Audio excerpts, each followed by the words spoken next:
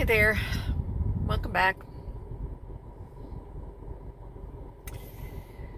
Hey there, it is Wednesday, hence Wednesday braids. I just drove to Montgomery, which I had never done before. I've been to Prattville, so I guess I've kind of sort of been to Montgomery, but not really. It's like going to Schaumburg and saying you went to Chicago, I think. I don't know. Anyway, I went to potentially buy a table from someone on Facebook Marketplace. I didn't end up with the table.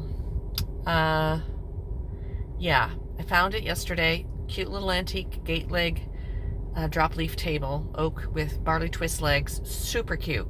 Great price. Made the guy an offer. Said, when can I come? He's like, tomorrow, 10 a.m. I'm like, cool, I'll be there. This morning I wake up to a message from him at 7 a.m. saying, well, overnight I've had 5 other offers up to, X number of dollars.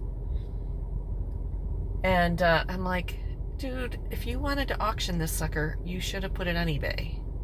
But you listed it for a price. I offered you full price. I told you I was bringing cash in the morning. And I'm driving an hour to do it. And now you're, and what's the chance of something that is listed for 5 days, and then the minute I make an offer, he gets 5 other offers? So I almost wasn't going to go. I was like, well, I don't know. So basically he's like, well, everybody that's interested, I just are meeting at this church parking lot, and then, I'll take the best cash offer. I'm like, all right.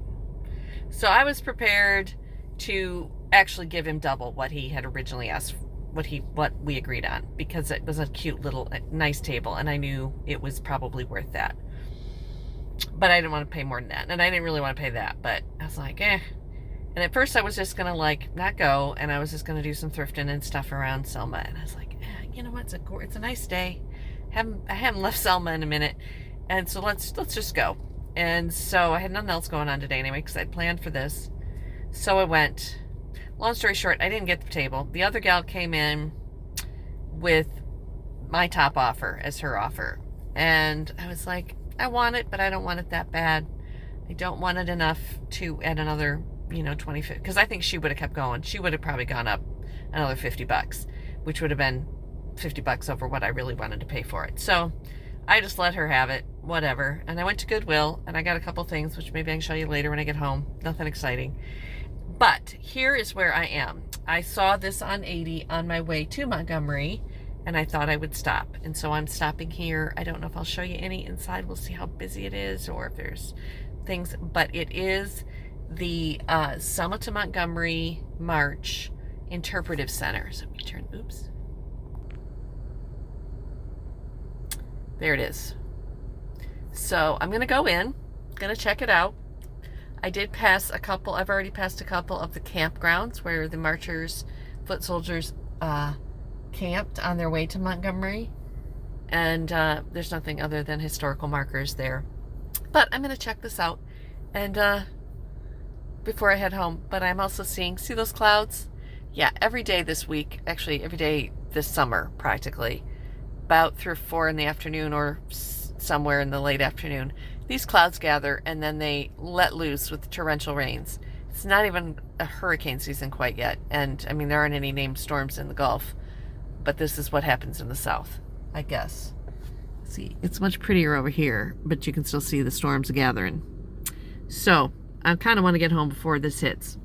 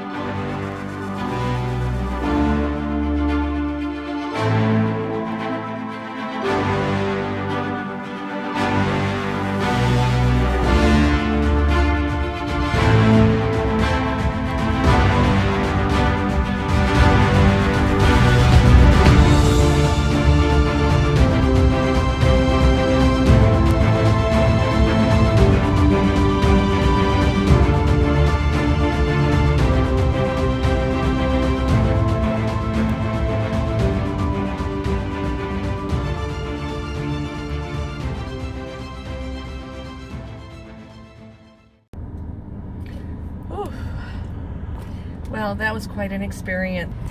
Well, I just spent, I don't know, I didn't check the time before I went in, but a good bit of time in the Interpretive Center, and it's run by the National Park Service, so it's right here on 80 between Selma and Montgomery. It is right on the route that the marchers took in 1965, and there's a lot of really great things, as you can see in there. I always try to learn something new, and I learned a lot in there, but a lot of things that I have heard or read about in the past. But something I didn't realize, I wasn't born until 1967, so I wasn't born yet when this all occurred here, but in my lifetime, still. And one of the things that I learned today that I didn't realize was that after the Voting Rights Act was signed, and African Americans here in Lowndes County and probably Dallas County, Alabama as well, throughout the South, most of them, especially here in this very rural county, lived on former plantations. They lived on farms. They were sharecroppers or tenant farmers, didn't own property.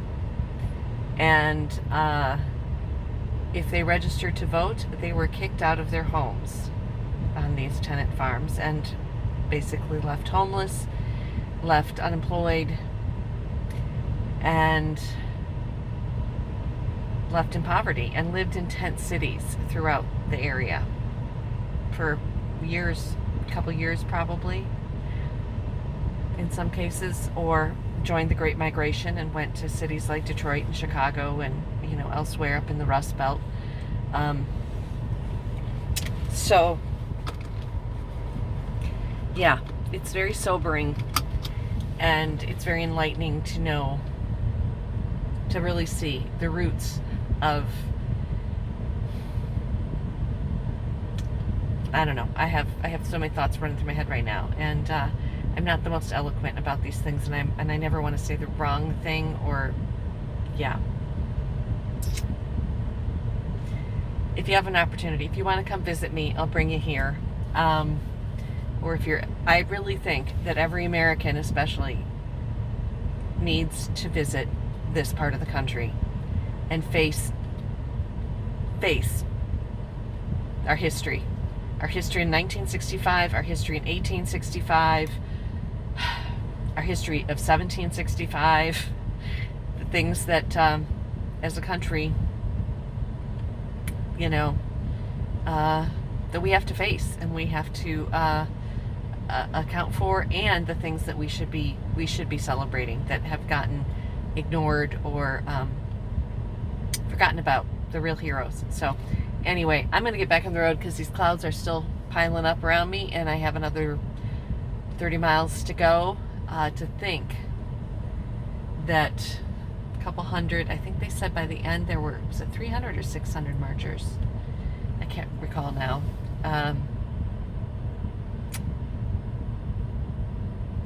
Yeah, I drove by the 3 campsites, and it's like, oh, they didn't walk very far. But then I'm like, well, I'm in my little car going 70 miles an hour.